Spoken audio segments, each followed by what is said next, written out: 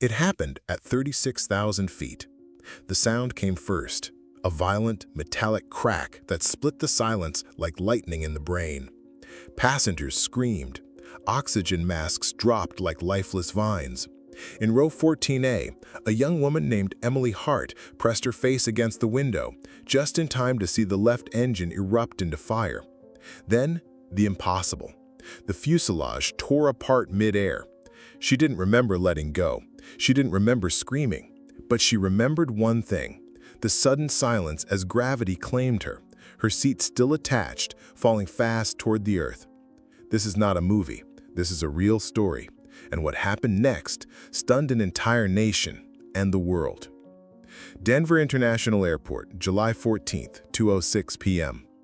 The terminal was a symphony of motion. Luggage wheels clicking against tile, gate announcements echoing through the speakers, the low hum of conversation blending with the distant roar of departing aircraft. Summer travelers filled every inch of the concourse. Sunburned tourists with oversized hats, exhausted parents pulling sticky-handed toddlers, young couples taking selfies in front of flight boards. But amidst the buzz, Emily Hart stood still. She was slender, with sharp green eyes and dark brown hair tied in a loose bun. Her hoodie, oversized, faded navy blue, belonged to her father, who had passed away 5 years earlier in a hiking accident near Estes Park. She wore it for comfort, for luck, for him. On her wrist, a silver bracelet her mother gave her that morning. For protection, her mother had whispered. Laura Hart stood beside her daughter, trying not to cry. She had always prided herself on being strong. A single mother, a nurse for over 2 decades, Laura had seen life and death up close. But today, something felt off. Emily was heading to Salt Lake City for a 3-day journalism seminar. It wasn't far, just an hour-and-a-half flight, but Laura had woken with a knot in her stomach she couldn't shake. "You double-checked your ID, right?" she asked, fussing with Emily's backpack strap. "Yes, Mom," Emily said with a small laugh. "And my charger, and my snacks, and the pepper spray you insisted on packing." Laura smiled, but it was tight around the edges. "You can't be too careful." Emily paused, then reached for her mom's hand. "I'll be back before you even have time to miss me." "I miss you the second you walk away," Laura said softly. They stood in silence for a moment, letting the noise of the airport swirl around them. A family across the way laughed as they juggled boarding passes. A gate agent called for a final group to board a flight to Chicago. Time was slipping. "I had a weird dream last night," Laura confessed suddenly. Emily tilted her head. "What about?" "I don't remember it exactly, just you were falling, and I couldn't reach you." Emily chuckled, but something in her expression faltered. "Well, that's comforting."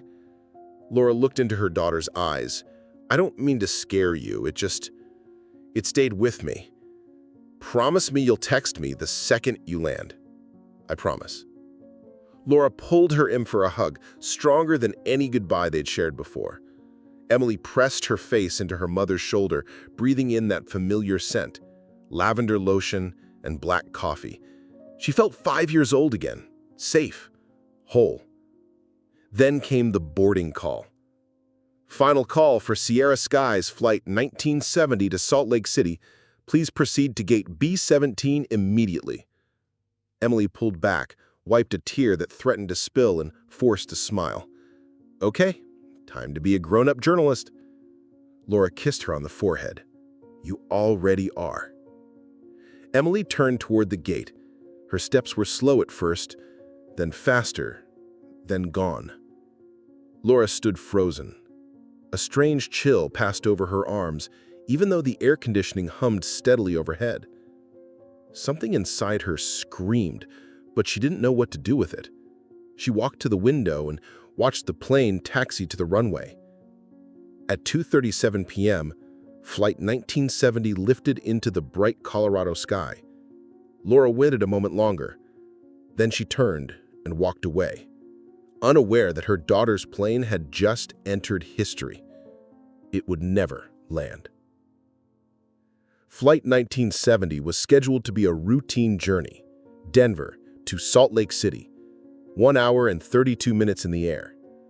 Operated by a small regional carrier named Sierra Skies, the flight had no particular significance in the aviation world. The airline was known for being efficient, affordable, and unremarkable. Its name rarely made headlines. Until that day. The aircraft was a McDonnell Douglas MD-83, a workhorse of the skies since the 1980s, known more for reliability than comfort.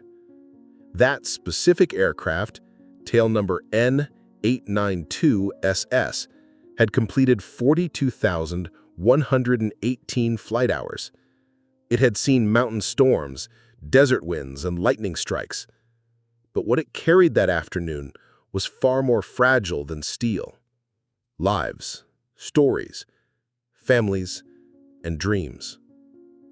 Inside, 116 passengers filled the cabin, college students returning from summer break, a retired couple on their way to visit grandchildren, a musician with his guitar case stowed carefully in the overhead bin, and in seat 14A, Emily Hart, earbuds in, was staring out the window, unaware she would be at the center of a tragedy that would change everything. The crew was lighthearted. Captain Ronald DeWitt, 54, had over 18,000 hours of flight experience and was known for his calm demeanor. First Officer Jenna Morales, 32, was on her first year as co-pilot with Sierra Skies, but had a reputation for precision.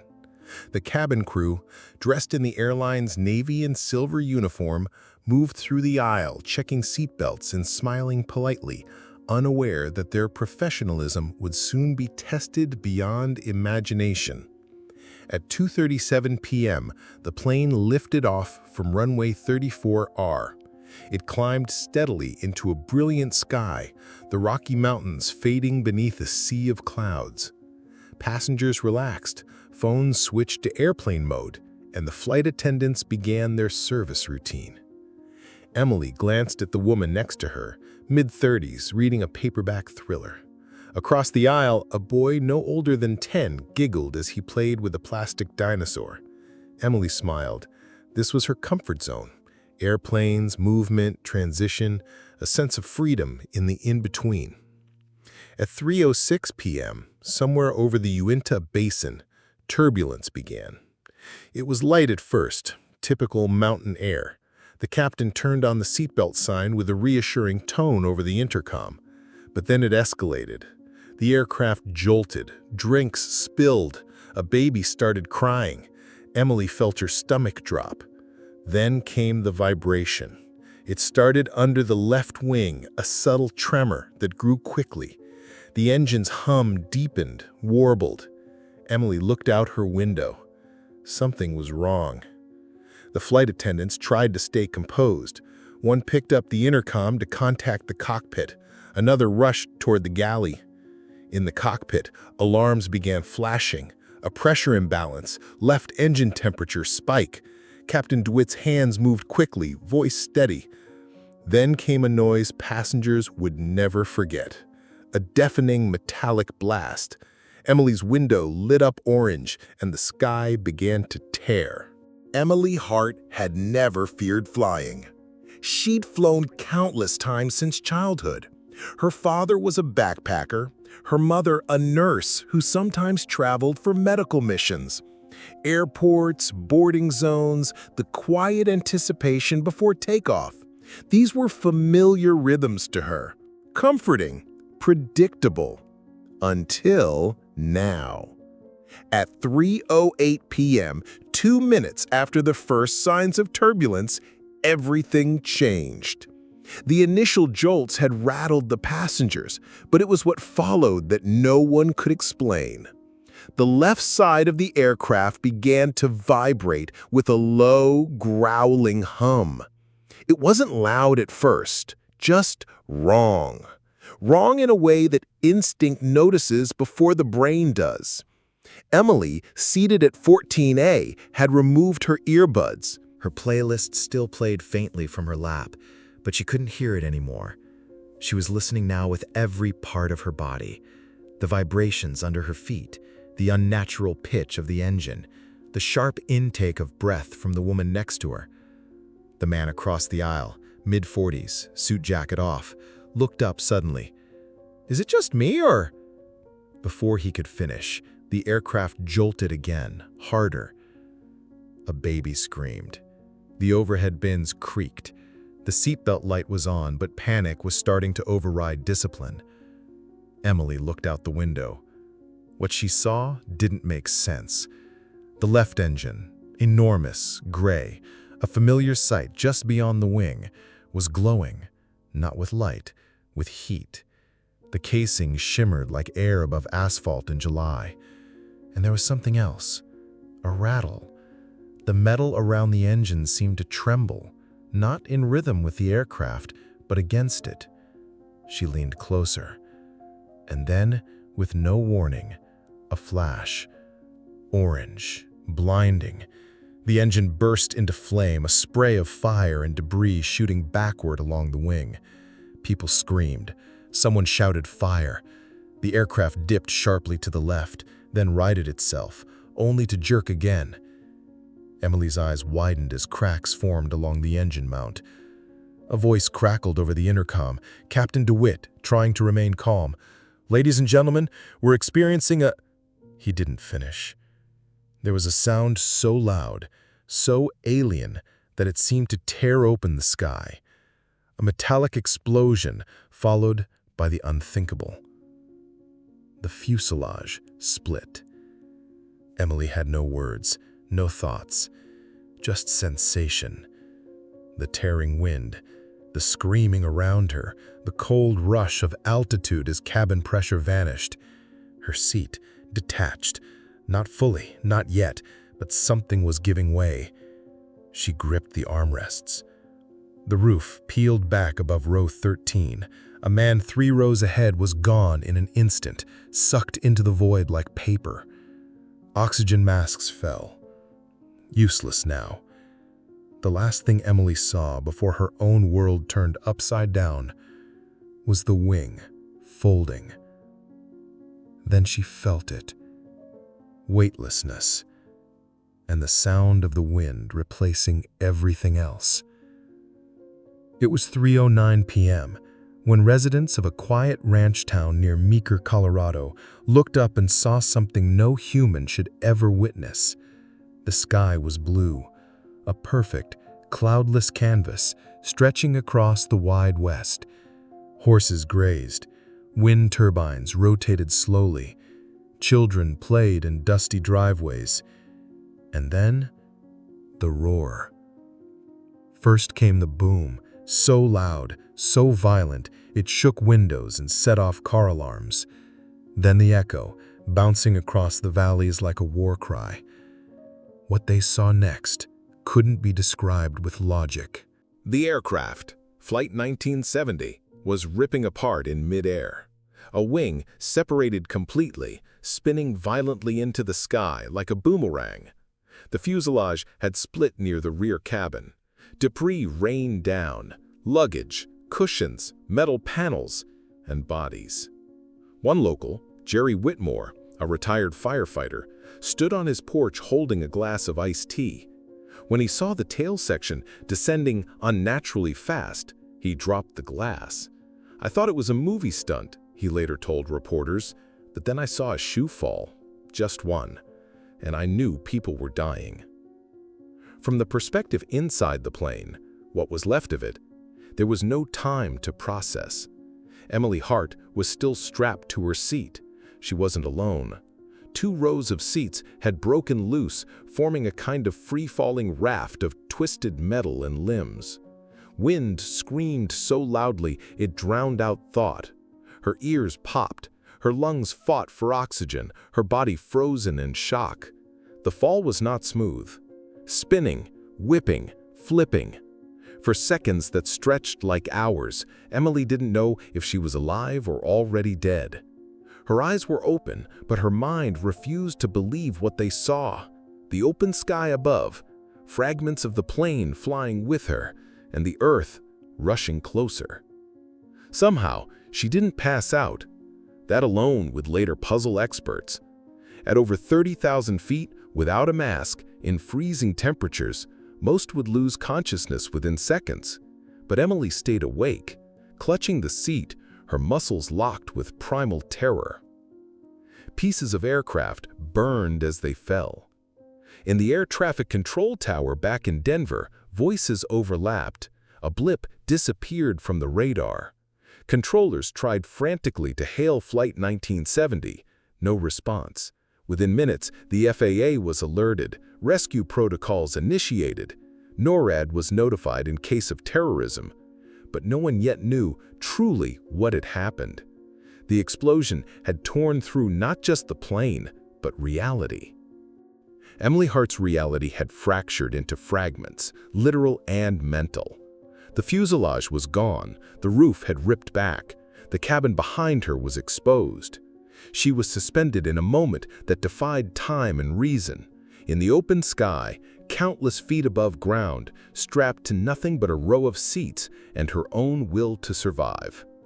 It began with a resonance deep in her chest, as if the world itself had cracked. Then the wind, an invisible tornado of destruction that tore at her clothes, her hair, her very skin. It assaulted her lungs. She felt the cold first, like plunging into icy water, and then the pressure, a physical force squeezing her ribs. Her breath came in ragged gasps. Yet she didn't scream. She couldn't. Her mind was split, part trapped in that moment, part drifting in a haze of disbelief and trauma. Somewhere within her, a kernel of training surfaced. Emily had once volunteered for a wilderness certification in college, basic survival, emergency first aid, split-second decision-making under pressure. She clung to that memory now. Breathe, orient, survive. And she did orient. Her eyes, bright and focused, locked onto the mountains below. Jagged peaks, glaciated valleys, forests that looked like spilled ink. She didn't know where she would land, but she understood one thing. Motion, orientation, awareness. Those were her only tools. Every second felt murderous. The rushing air flayed her eardrums. Her eyes watered, vision blurred. She saw clouds passing beneath her, not above. That inverted tapestry was impossibly surreal. The clouds looked solid, like cotton fields rushing toward her. They were too low. It felt like falling through heaven. Her seat, or what remained of it, clattered with metal groans. A piece of paneling spun near her, shredding the empty space. She reached out instinctively, touching a jagged edge. Pain bloomed in her hand. The blood felt warm, defiant against the cold. She didn't have time to care. She pressed her fingers to the armrest, bracing. She had to ride this. At some point, her world rotated, sideways, then upside down. The seat skewed violently. She kept her eyes on the earth, a patchwork of ranchland, rivers, roads, too small, too far. And then forests, thick, dark, looming. It was during one of those flips that she realized how much she loathed falling. Not just death, but the lack of control. Her stomach twisted, her mind screamed control, but there was none, only terror. And yet, hers was a warrior's heart. She remembered her training again, find something stable. Her seat. And a strap. Flight crew belt? Somehow still half-hooked behind her back. She reached. One hand met it. Fingers fumbled in agony. She buckled it, hearing the click drowned by wind. That moment saved her, made her conscious, kept her part of that world falling. She still couldn't breathe normally. She couldn't think beyond survival. But now she had a task. Hold on. Live. Then, suddenly, there was a shift. The roar lessened. The wind's edge dulled. She looked up and saw the worst. The wing, separated, tumbling away. But the seat row beneath her hit something. A large piece of debris. It acted like a buffer, an absurd parachute made of metal. The fall slowed. Not fast, not by much, but enough. Emily couldn't comprehend tears, but tears came, hot, righteous. She closed her eyes. She'd survived the impossible. When she dared to open them again, the trees were enormous, branches like jagged hands. The earth was not a canvas of color now, it was crushing proximity. She realized next moment would be the impact. How much pain? Would she lose consciousness or break? Time slowed. She prepared. And then the silence was terrifying. Not the kind of silence you find in a quiet room or a sleeping house, but the silence that comes after devastation, the kind that doesn't just mute sound, but erases presence.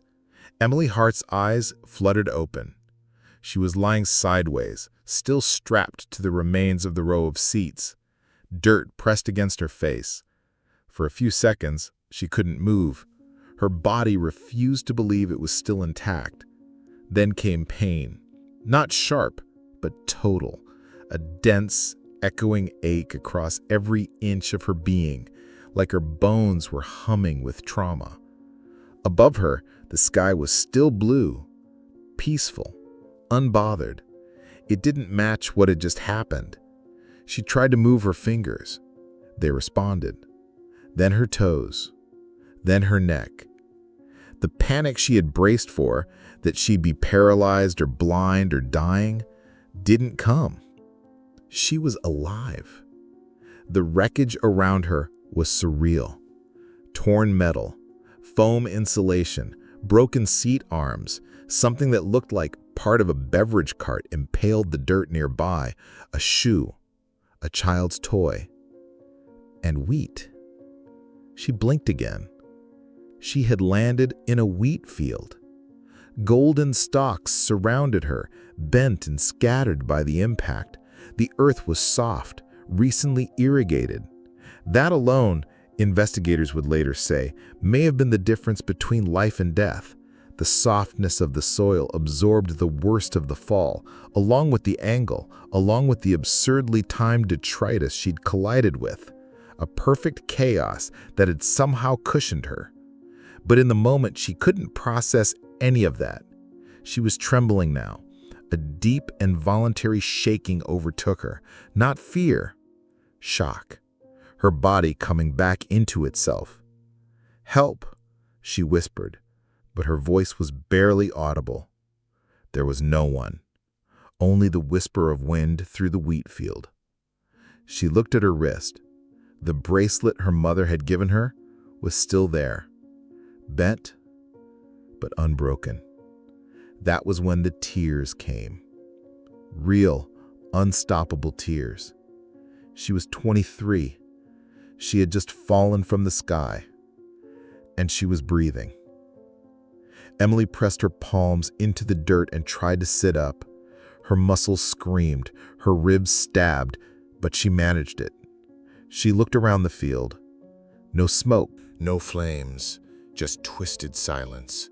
Then, movement. A few yards away, another piece of wreckage. She squinted. Was it a person? She crawled toward it, pain stretching across her spine. As she got closer, hope evaporated. It wasn't a body, just a bag, torn open, photographs scattered across the wheat, a birthday card, a crumpled boarding pass. She sat back, exhausted. The truth arrived slowly, like a wave. She was alone. Somewhere in rural Colorado, with no phone, no signal, no sound. But she was alive. Against every law of physics, every statistical certainty, every probability in the book, she had survived. And now, she had to figure out what came next. The old farmhouse sat nestled at the base of a hill, surrounded by endless wheat fields that swayed like golden oceans beneath the Colorado sun. Inside, Harold Green, 72, was finishing his lunch, a bowl of chili, a piece of dry cornbread, and a black coffee brewed too strong, just the way he liked it. Harold lived alone. His wife, June, had passed away 7 years prior. His children had moved to Denver long ago, chasing city lives. His world had grown quiet, predictable. Wheat, radio, and weather. That afternoon, at 3:30 p.m., he turned on his old AM radio, a dusty relic perched on a wooden shelf near the window. He didn't use the internet, didn't own a smartphone, but he listened to station KDNW 1350 every day. News, weather, baseball, and once in a while, strange stories. The broadcast was calm until it wasn't. Repeating now, unconfirmed reports of a possible mid-air explosion over western Colorado. FAA has not released a statement, but witnesses have described loud booms and what appears to be aircraft debris falling near Meeker. We'll bring updates as soon as... Harold froze. He turned the volume up, heart thudding. He stepped to the window and looked out. Wheat, sky, wind. But then, something caught his eye. A shape. Small, distant, unmoving. He grabbed his binoculars. Through the lenses, he saw it. A figure curled on the ground at the far edge of his property. Maybe a deer, he thought at first. But no, it was human. A young woman, alone. He moved quickly, grabbed his boots, his hat, his cane. The pickup truck bounced through dirt paths, trailing dust clouds.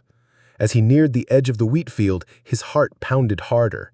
He saw her, sitting up now, dazed, blood on her face, hands clutched to her chest like she was holding herself together. He stopped 10 yards away, engine idling. She looked up. Their eyes met. Harold stepped out, boots crunching soil. "Miss," he called out, voice rough. She didn't answer, just nodded weakly. "I'm Harold Green," he said gently. Are you from that plane?" Emily stared at him. Her lips moved, barely. "It broke," she whispered. "What broke?" "The sky. The plane broke. I was in it. It tore apart." Harold felt his stomach twist. He didn't ask more, just walked slowly to her, removed his flannel jacket, and wrapped it around her shoulders. "You're safe now," he said. "I'm here." As he helped her to the truck, she leaned against him, light as paper, shaking. Her legs barely held her. Back in the house, he laid her gently on the couch, offered water, a blanket, and turned the radio back on. Now the broadcast had changed.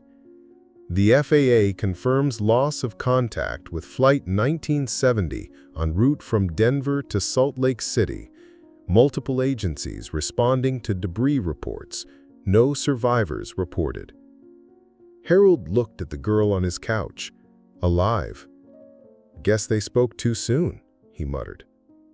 Outside, the wind passed through the wheat, and far above, the rest of the world was just starting to learn her name.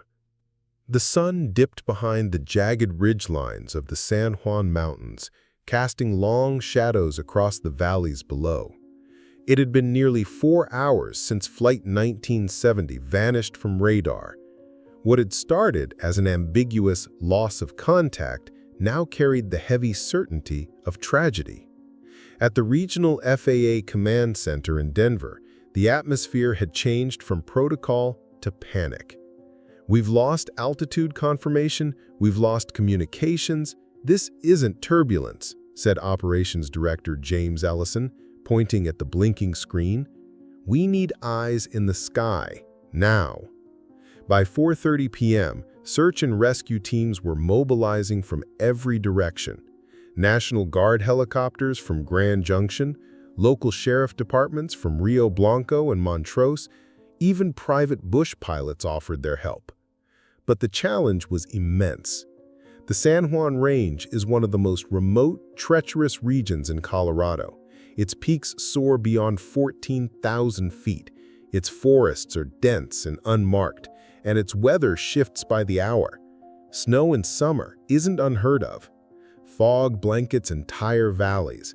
Cell signals vanish for miles. On the air, spotters scanned for signs, smoke, fire, wreckage, anything. On the ground, teams moved in convoys of trucks, ATVs, and search dogs. They carried flares, first aid kits, radios. Most feared they were looking for nothing but remains. Meanwhile, in newsrooms across the country, phones rang non-stop. Something had happened. Something big. Social media exploded with rumors, videos of a distant fireball in the sky, screenshots of Flight 1970's vanishing blip. Cable networks cut to breaking news. Emily's name had not yet surfaced. At 5:18 p.m., a local rancher radioed the sheriff's office. He had found a twisted seat structure deep in his field. No body, just fabric, blood, and a watch. Within 20 minutes, search crews triangulated reports of debris. They marked crash points. It wasn't a single wreck site, it was dozens, scattered across 15 square miles of wilderness. Some debris hung from pine trees. Some lay smoldering on rocks. One rescue team found what remained of the cockpit embedded in a ravine. There were no survivors. As the sun set, floodlights were erected. Helicopters hovered in tight circles.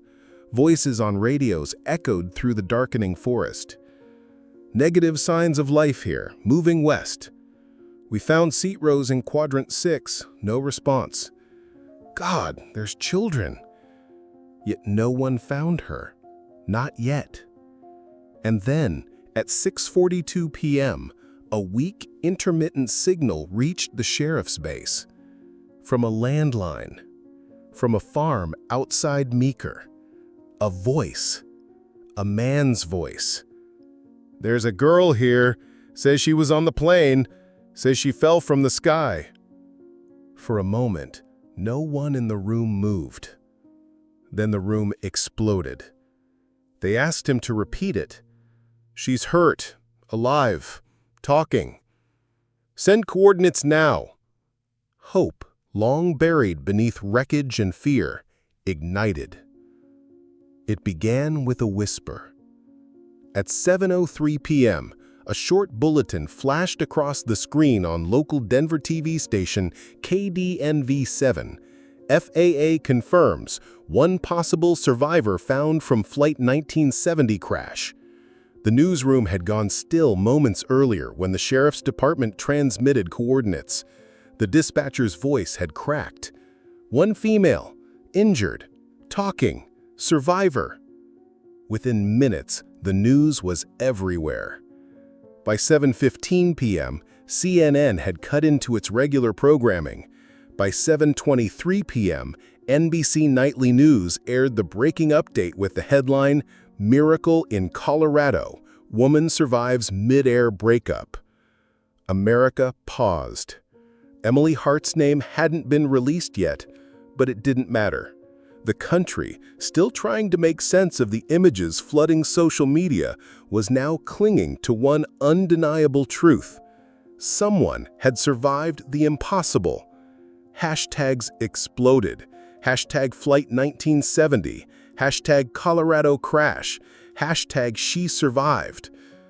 In Times Square, tourists stopped and stared at the jumbo screen replaying footage of wreckage, helicopters, wheat fields. In Los Angeles, a crowd watching the Dodgers game gasped as an announcer said, "Ladies and gentlemen, we've just received word. Someone made it out alive." The story crossed oceans. In London, the BBC aired the update. In Sao Paulo, late-night anchors debated how a human could fall from the sky and live. In Tokyo, headlines read, "American woman survives plane explosion." But back in Meeker, Colorado, inside the small farmhouse of Harold Green, Emily Hart lay unconscious on a stretcher as paramedics stabilized her for airlift. She had suffered 3 fractured ribs, a dislocated shoulder, deep lacerations to her legs, and early-stage hypothermia. But she was breathing, lucid, unable to answer her name. Her voice was hoarse. Her first words to the EMT? "Did anyone else make it?" The medic paused, lips tight. "We don't know yet." But they did. By 8:12 p.m., the NTSB confirmed that there were no other survivors. Emily was the only one. 115 people gone. And one young woman from Denver, barely out of college, daughter of a nurse and a hiker, was alive. Photos of her boarding the plane earlier that day began to surface. Surveillance footage, a blurry shot of her hugging her mother. Reporters knocked on neighbors' doors. Her childhood best friend, tearful, said to a local news anchor, "Emily has always been a fighter. Always." By nightfall, her name was trending worldwide. And in homes across the country, families who had lost someone on Flight 1970 lit candles, held photos, whispered prayers. She was a miracle, a mystery, and now a symbol of something greater than tragedy. The morning after the world learned of Emily Hart's survival, investigators arrived at the field near Meeker with clipboards, gloves, and solemn eyes. The skies were gray. Helicopters hovered above. Reporters shouted questions from the roadsides, kept back by police tape. But the public didn't want platitudes. They wanted answers. What had caused Flight 1970, an ordinary, short-haul flight on a routine summer day, to rip apart in the sky? The National Transportation Safety Board, NTSB, led the investigation, aided by the FAA and a specialized team from Boeing. Wreckage was transported to a secure hangar near Denver, where engineers laid out the pieces like a jigsaw puzzle from hell. Investigators used drones, GPS coordinates, and eyewitness footage to reconstruct the flight's final moments. And what they discovered turned disbelief into outrage. The left engine, identified early on as the origin of the explosion, had suffered a catastrophic turbine failure. A titanium blade, cracked by fatigue, had fractured mid-flight. That blade shot through the engine casing, then through the wing's hydraulic lines, triggering the cascading failure that split the fuselage. But the blade hadn't cracked that day. It had been weakened months earlier. Records showed that the engine had flagged anomalies during maintenance in February: vibration irregularities, elevated temperature readings. Mechanics had logged it, but Sierra Skies, facing financial pressure, had deferred deep inspection. The part was marked as flight acceptable. 3 weeks before the crash, the engine passed a visual check, but no ultrasonic testing was performed. And that blade, exposed to years of pressure and ignored warnings, had finally failed. News broke on the 4th day of the investigation. The NTSB didn't hold a press conference. They didn't need to. A leaked memo from an engineer told the story plainly. This wasn't an accident. This was neglect. The backlash was immediate. Twitter erupted. Talk shows lit up. Grieving families, once lost in sorrow, now burned with purpose. A class action lawsuit was filed within 48 hours. Sierra Sky's stock plummeted 78% in a single week. And the CEO? He refused to resign. In an interview with a financial news outlet, he said, "The decision was within FAA guidelines. We couldn't predict what happened." The public wasn't buying it. At candlelight vigils, posters bore names of the victims: children, couples, grandparents. But one name was circled in gold ink: Emily Hart. Not just a survivor now, but a witness. And in the court of public opinion, a key to the truth. From her hospital bed, still bruised, Emily released a single statement through her mother. "They told us it was safe. It wasn't, and we all deserve the truth." The waiting room at Aspen Valley Hospital was unnervingly quiet. Outside, cameras flashed, reporters crowded behind barricades, helicopters thudded overhead. The world wanted a glimpse of her, the girl who fell from the sky. But inside the hospital walls, it wasn't about headlines. It was about one thing: a mother seeing her daughter again. Laura Hart sat in silence. She hadn't slept in over 30 hours. Since the moment she received the call, there's been an incident involving Flight 1970. She hadn't breathed properly. At first, the news had been vague. A crash, then rumors, then the impossible. Your daughter, they said, she's alive. Laura had collapsed to her knees. Not from relief, but from the weight of it. The kind of miracle that doesn't come clean, that comes with scars. Now, nurses whispered nearby. A doctor stood at the door. "She's ready," he said softly, "but she's sedated, confused, her body's in pain." Laura stood. Her legs didn't feel like hers. As she walked toward the room, every step echoed with memory. Packing lunches, bedtime songs, the last hug at gate B17. When she entered, time stopped. Emily lay still, wrapped in blankets, tubes at her nose, bruises across her face and arms, one arm bandaged from elbow to wrist.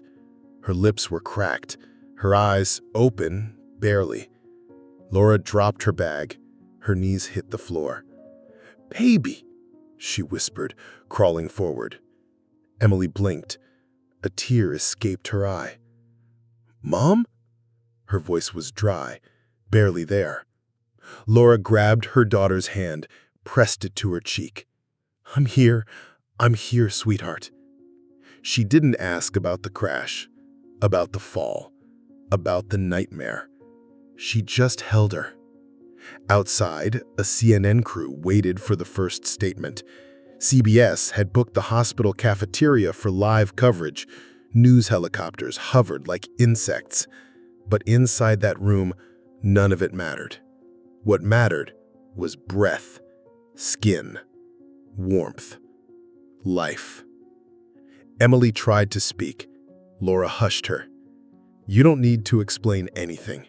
You came back to me. That's enough." Emily stared at her mother, eyes glassy, hollow, but alive. And then one word. "Why me?" Laura's heart cracked. She sat on the bed and pulled her daughter into her arms. "I don't know," she said through tears. "But you're here, and I'm not letting go." By the 5th day after the crash, grief had transformed into fury. What began as shock turned into collective outrage. Social media platforms were flooded with posts under hashtags like Justice for Flight 1970, Negligence Kills, and Shut Down Sierra Skies. Vigils lit across the country turned into protests. Airports were no longer quiet terminals. They became battlegrounds of public reckoning. In front of Sierra Sky's corporate headquarters in Dallas, Texas, over 1,200 people gathered, holding photos of the victims, candles, and handmade signs. One read, "My brother was worth more than a profit margin." Another, "They knew, they flew, we mourn." Emily Hart's survival, once seen as miraculous, had become a symbol of everything the airline had tried to ignore. Families of the 115 victims formed a coalition, the Voice of 1970. Within days, they hired legal counsel, filed lawsuits, and launched an independent investigation fund. They held press conferences. They stood before news cameras with tears in their eyes and fury in their voices. At the center of the outrage was the CEO of Sierra Skies, Donald Caro. Tall, immaculately dressed, and infamously stoic, he gave his first televised address on day 6. The world watched. He stood behind a polished podium, flanked by legal advisors. We grieve deeply for the lives lost, but I assure the public, Sierra Skies has always operated within FAA guidelines. We are cooperating fully. The backlash was immediate. No apology? One anchor asked live on CNN. He just said within guidelines, another guest scoffed on MSNBC. Twitter boiled. Guidelines don't bury children. Employees began to speak out. Anonymous whistleblowers leaked memos showing internal cost-cutting strategies, deferred maintenance reports, and emails where executives had referred to safety concerns as low-priority logistics. The most damning? An email from 6 months earlier. Push the MD-83s through Q2. We'll phase them out next year. Don't waste budget on them now. The MD-83 was the same aircraft model that had torn apart. Within 48 hours of the leak, Sierra Skies lost 5 corporate partners. Their website was hacked, replaced with the names of the 115 dead. Thousands demanded the CEO's resignation, but Donald Caro refused. His second statement, issued via press release, ended with a chilling line. We regret the incident, but we reject liability. That sentence shattered any remaining goodwill. Protesters blocked terminal entrances. Videos of Emily's broken body in a hospital bed, posted by her cousin with permission, went viral. Talk shows, influencers, even airline pilots weighed in. And the public, watching the only survivor speak out with grace and pain, had chosen a side. Emily Hart wasn't just a girl who fell from the sky. She was now the face of accountability. It began as a handwritten page. Emily Hart, still recovering in her hospital bed, had asked for one thing: paper and a pen. The nurses assumed she wanted to journal, maybe write down memories or trauma as therapy. But Emily had something else in mind: a letter. It took her 4 days to write. Her right hand was fractured. Her ribs still screamed with every breath. But every word she etched onto the page carried weight, real, raw, and meant for the world. On the 10th day after the crash, her mother posted a photo of the letter on Emily's Instagram account, with her permission. The caption read simply, "She wrote this. She wants you to read it." Within 2 hours, the post had 3.2 million views. By morning, it was on the front page of the New York Times. To everyone reading this, I don't know why I'm alive. I ask myself every hour. When I close my eyes, I see the sky opening. I hear metal tearing. I feel the silence of falling. But I also remember faces. The woman beside me reading a book. The boy with the dinosaur toy. The flight attendant who smiled when I asked for water. I remember them all. They're gone. And I'm here. People are calling me a miracle. But I am not a miracle.